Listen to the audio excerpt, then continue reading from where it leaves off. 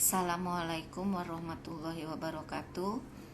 Kita akan belajar tematik kelas 5. Kita akan belajar tema 2, yaitu udara bersih bagi kesehatan, muatan IPA dengan kompetensi dasar 3.2, yaitu sistem pernapasan hewan dan manusia. Pernapasan hewan secara umum. Seperti manusia, hewan juga bernapas untuk mengambil oksigen dan membuang karbon dioksida. Namun, sistem pernapasan pada hewan berbeda dengan manusia. Bahkan, sistem pernapasan pada hewan pun berbeda-beda sesuai jenisnya. Mari kita pelajari tentang alat pernapasan hewan pada umumnya.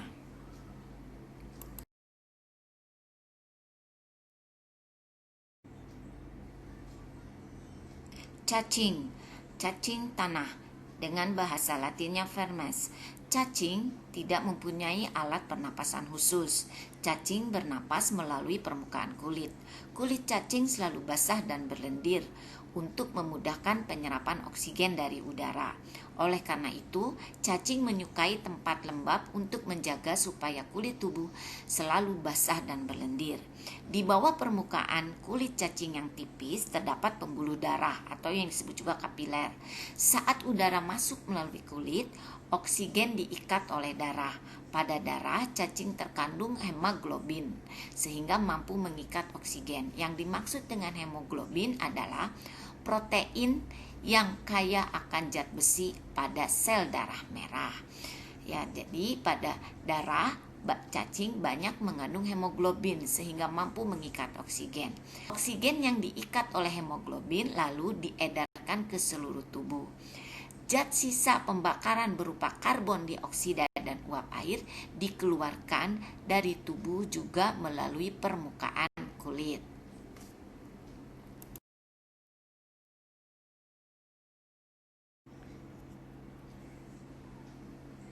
Alat pernapasan pada serangga dengan bahasa Latin insecta.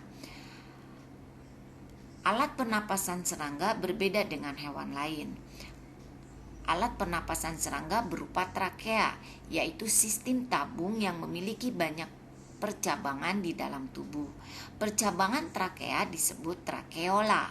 Trakea mengedarkan oksigen langsung ke semua sel tubuh dan organ serta menyerap karbon dioksida dari semua sel tubuh untuk dibuang. Udara memasuki trakea melalui pori-pori kecil di permukaan tubuh yang disebut spirakel. Nah, selanjutnya udara beredar melalui pembuluh udara kecil. Sel-sel tubuh mengambil oksigen langsung dari pembuluh udara kecil. Sel-sel tubuh mengambil oksigen langsung dari pembuluh udara kecil itu. Karbon dioksida dari sel akan mengalir ke trakeola lalu dibuang melalui lubang spirakel. Nah, ini adalah trakeola, cabang dari trakea. Jadi dari trakea adalah trakeola. Nah, ini adalah spirakel, itu paru-paru kecil yang terdapat di bawah tubuh serangga. Atau bahasa latinnya Pisces. Pengambilan oksigen pada ikan melalui proses pernapasan yang melibatkan organ pernapasan. Ikan bernapas dengan organ khusus mirip saringan yang disebut dengan insang. Insang berbentuk lembaran tipis berwarna merah muda dan selalu lembab. Insang terdapat tepat di belakang rongga mulut pada kedua kepala ikan. Biasanya insang dilindungi oleh selaput atau rangka yang disebut tutup insang atau operculum. Di balik tutup insang terdapat 4 deret insang yang saling tumpang tindih. Pada insang terdapat pembuluh darah halus. Pembuluh darah itu dapat menyerap oksigen yang terkandung dalam air dan melepaskan karbon dioksida dari darah. Insang juga berfungsi sebagai alat pengeluaran garam-garam dan sebagai penyaring makanan. Untuk Untuk memperoleh oksigen, mulut ikan dan insang bekerja bersama-sama seperti pompa isap air. Pertama-tama, tutup insang menutup. Secara bersamaan, mulut terbuka dan dinding mulut mengembang. Saat itulah air terisap masuk. Kedua, rongga mulut menyempit dan mulut menutup. Secara bersamaan, tutup insang terbuka. Akibatnya air keluar dari mulut melewati insang. Saat itulah oksigen dari dalam air terserap dan karbon dioksida dikeluarkan. Pada gambar kiri, nih ditunjukkan saat pernapasan dimulai. Mulut ikan membuka, rongga mulut mengembang untuk mengisap air. Gambar anak panah biru ini menunjukkan aliran air masuk ke dalam rongga mulut. Nah, gambar sebelah kanan menunjukkan saat berikutnya mulut ikan menutup dan tutup insang membuka. Gerakan mulut ikan dan tutup insang itu secara bersamaan memompa air keluar dari rongga insang. Anak panah biru menunjukkan aliran air keluar dari insang. Amfibi atau contoh hewannya adalah katak.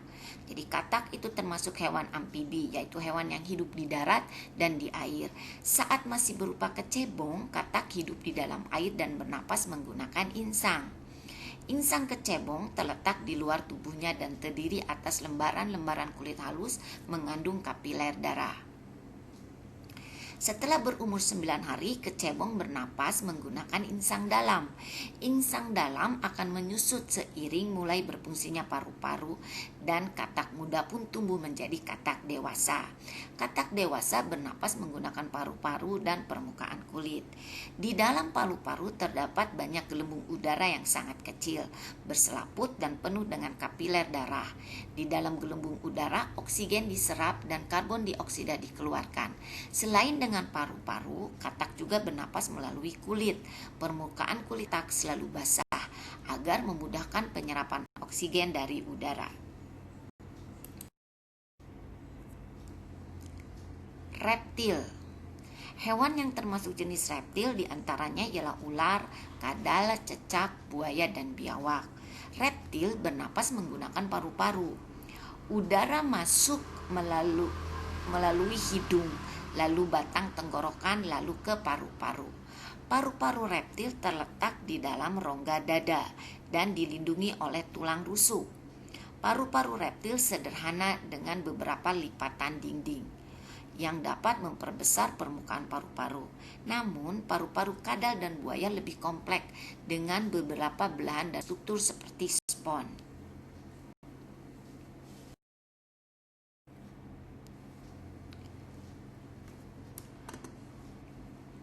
Alat pernapasan pada burung atau bahasa latinnya aves. Burung bernapas dengan sepasang paru-paru. Paru-paru burung terletak di dalam rongga dada. Udara yang mengandung oksigen masuk melalui lubang hidung pada pangkal paru sebelah atas. Lanjut udara masuk ke pembuluh udara yang disebut trakea. Dari trakea udara sebagian masuk ke paru-paru, sebagian masuk ke kantung udara. Burung menghirup sebanyak-banyaknya saat tidak terbang. Sebaliknya, saat terbang, burung tidak menghirup udara. Udara ditembuskan dari kantung udara ke paru-paru.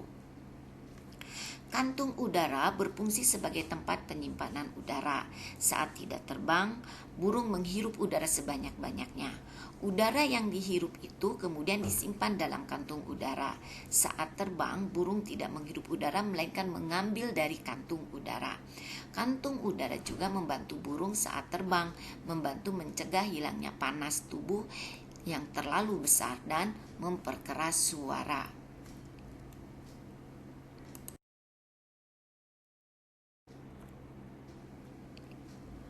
Mamalia adalah jenis hewan yang menyusui anaknya. Ada dua jenis mamalia, yaitu mamalia darat dan mamalia air. Mamalia darat misalnya kambing, sapi, kerbau, dan kuda. Mamalia air misalkan paus, duyung, dan lumba-lumba. Alat pernapasan mamalia darat terdiri atas hidung, pangkal tenggorokan, batang tenggorokan, dan paru-paru. Nah, ini perhatikan gambar pada kuda, pernapasan pada kuda. Pada hewan mamalia air, hidupnya dilengkapi dengan katup. Saat mamalia tersebut menyelam, katup akan menutup. Sebaliknya, saat mamalia tersebut muncul ke permukaan air, katup terbuka. Saat itulah mamalia air tersebut akan menghirup oksigen serta mengeluarkan karbon dioksida.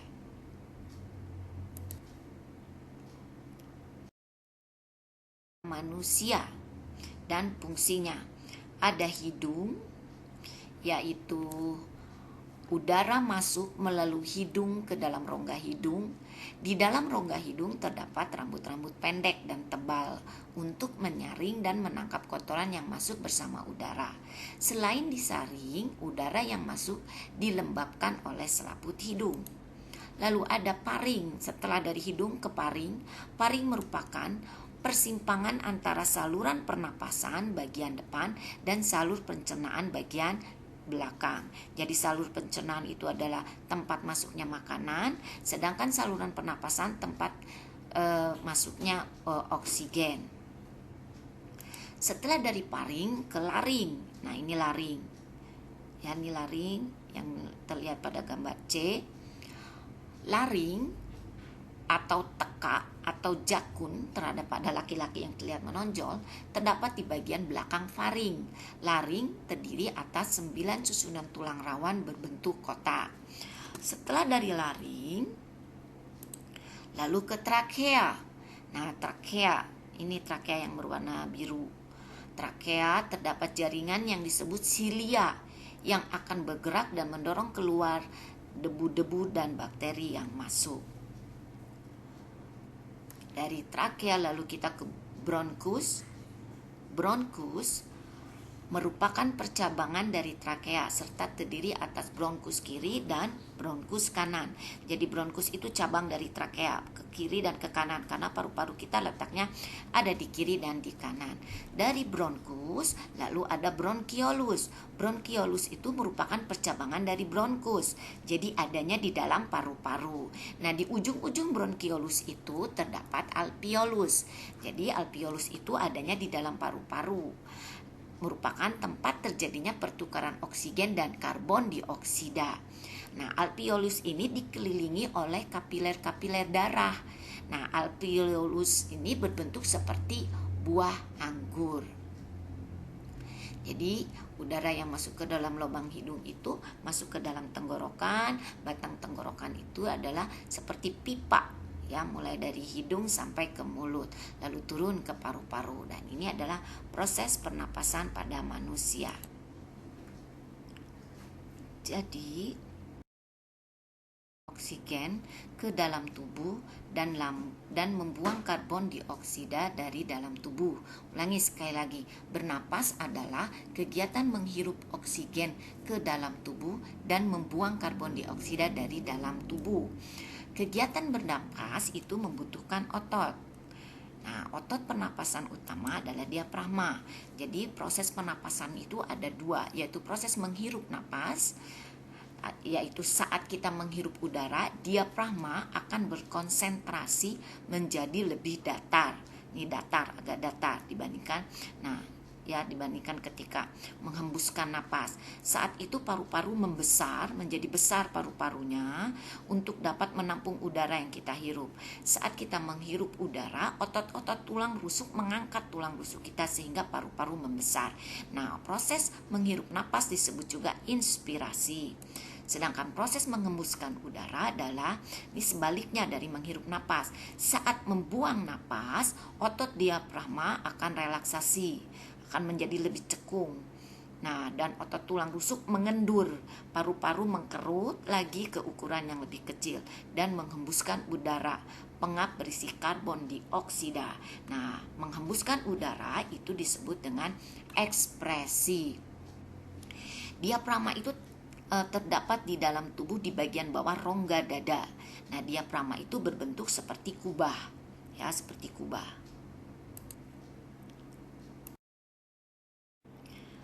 kita bernapas menghirup udara, tapi kadangkala udara di sekitar kita tidaklah baik. Ya, ada gangguan-gangguan pernapasan pun pada manusia bisa disebabkan oleh udara. Ada gangguan pernapasan manusia dibagi menjadi 3, itu disebabkan oleh bibit penyakit. Contohnya banyak penyakit yang menyebabkan gangguan pada pernapasan, misalnya influenza, asma, bronkitis, emfisema, dan kanker paru-paru. Itu disebabkan oleh virus, oleh bakteri. Itu nama bibit penyakit. Sedangkan oleh pencemaran udara, yaitu karena kalian tadi pun sudah Ibu beritahu bahwa bernapas itu menghirup oksigen. Nah, jika lingkungan kotor karena asap kendaraan, asap pabrik, dan asap rokok mencemari udara, akan menyebabkan ketersediaan oksigen itu menipis sehingga kita merasa sesak saat bernapas. Dan disebabkan oleh faktor fisik, yaitu adanya kelainan pada organ pernapasan dapat menyebabkan gangguan pernapasan. Misalnya pada bayi terlahir dini atau prematur, jadi sebelum 9 bulan sudah dilahirkan, organ pernapasannya mungkin belum sempurna sehingga memerlukan alat bantu. Penyakit pada sistem pernapasan. Ada beberapa penyakit pada sistem pernapasan. Ada emfisema, yaitu penyakit pada paru-paru, pada pembuluh darahnya itu membengkak pada paru-paru. Ada tuberkulosis disebabkan oleh bakteri, nama bakterinya Mycobacterium tuberculosis. Nah, itu sangat berbahaya. Jadi bakteri itu di alveolusnya ada bintil-bintil. Ini kalau dibiarkan semakin luas bintil-bintil itu di paru-paru, bisa menyebabkan orang yang penyakit TBC itu napasnya sering terengah-engah atau sesak napas. Ada juga influenza atau flu yang sering kita derita atau kita idap, yaitu penyakit yang disebabkan oleh virus influenza. Ada bronkitis, ini gangguan pada cabang tenggorokan akibat infeksi. Jadi infeksi itu luka. Ini biasanya orang yang gejala bronkitis itu demam. Lalu kalau batuk itu suka ada lendirnya ya di tenggorokan, itu bisa menyumbat batang tenggorokan. Akibatnya penderita menjadi sesak napas. Ada pneumonia, yaitu radang paru-paru disebabkan bakteri yang nama bakterinya Diplococcus pneumoniae. Adapun asma, yaitu kelainan penyumbatan saluran pernapasan yang disebabkan oleh alergi debu atau perubahan cuaca. Nah, ini lihatin, kalau kita normalnya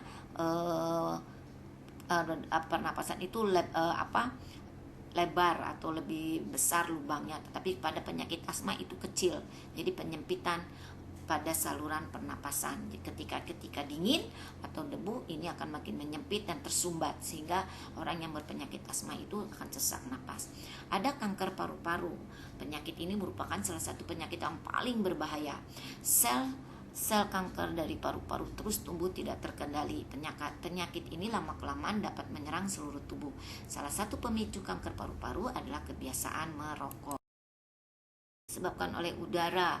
Udara apa yang berbahaya? Yaitu udara yang penuh dengan kabut asap yang berbahaya dari pabrik, dari kebakaran, ataupun dari asap rokok. Nah, kalian bisa lihat bahaya dari asap rokok itu bisa menyebabkan iritasi pada mata, bisa menyebabkan alergi atau peradangan, bisa yang kalau kita mempunyai penyakit asma atau paru-paru kronis bisa lebih parah jika kita terkena kabut asap. Lalu bisa juga menyebabkan seseorang mudah lelah karena mengalami kesulitan bernapas. Ada juga yang daya tahan tubuhnya rendah akan lebih mudah mengalami gangguan kesehatan. Dan yang paling berbahaya adalah adanya infeksi saluran pernapasan akut atau ISPA, infeksi saluran pernapasan akut. Jadi kita sering sesak napas. Nah, kabut asap juga dapat memperburuk penyakit pernapasan yang sudah ada. Lalu bagaimana cara pencegahannya? Pencegahan agar kita tidak terkena penyakit saluran pernapasan yaitu: 1. Hindari atau kurangi aktivitas di luar jika terjadi kebakaran ataupun asap kendaraan yang begitu banyak. 2. Selalu memakai masker jika pergi ke rumah. 3. Minum air putih lebih banyak supaya debu-debu atau partikel yang halus yang menempel pada tenggorokan itu larut masuk ke dalam pencernaan sehingga terbuang bersama kotoran. 4. Segera berobat ke dokter kalau merasa kesehatan kalian terganggu. Dan kelima, perilaku hidup bersih sehat, PHBS, perilaku hidup bersih sehat, seperti makanan bergizi, banyak minum, banyak mengkonsumsi buah. 6, upayakan agar asap dari luar tidak masuk ke dalam rumah atau gedung. 7, tempat penampungan air, minum, dan makanan harus ditutup dan terlindung dengan baik. 8, buah-buahan dan sayuran harus disuci sebelum dikonsumsi. Itu adalah cara mengatasi kabut asap yang berbahaya. Cara memelihara organ pernapasan, yaitu menjaga kesehatan organ pernapasan itu makan makanan yang bergizi, olahraga teratur, istirahat cukup, dan posisi tidur yang benar. Lalu, menghindari zat-zat yang dapat merusak organ pernapasan, contohnya dari asap rokok, asap kendaraan, mengurangi konsumsi makanan dan minuman dingin karena jaringan paru-paru sensitif terhadap dingin, menghindari makanan dan minuman yang mengandung banyak gula dan bahan kimia seperti minuman-minuman kaleng, karena dapat merangsang lendir pada paru-paru sehingga lendir itu bisa menutupi paru-paru dan kapasitas udara yang disimpan pun semakin sedikit. Nah, yang ketiga, merawat organ pernapasan, yaitu membersihkan rongga hidung secara teratur. Bulu-bulu halus dan rambut hidung berfungsi menyaring kotoran, itu pun harus dibersihkan, ya. Dan yang terakhir, menjaga kesehatan lingkungan sekitar. Di rumah diperbanyak ventilasi atau lubang udara, ya, agar sirkulasi udara bagus dan kebersihan lingkungan supaya tidak banyak debu berterbangan yang akan masuk ke dalam organ pernapasan saat ketika menghirup udara. Serta banyak menanam tumbuhan hijau, mencegah di ruangan itu lembab karena virus dan bakteri mudah berkembang biak di ruangan dengan kelembaban yang tinggi. IPA pada tema 2, semoga bermanfaat. Terima kasih. Wassalamualaikum warahmatullahi wabarakatuh.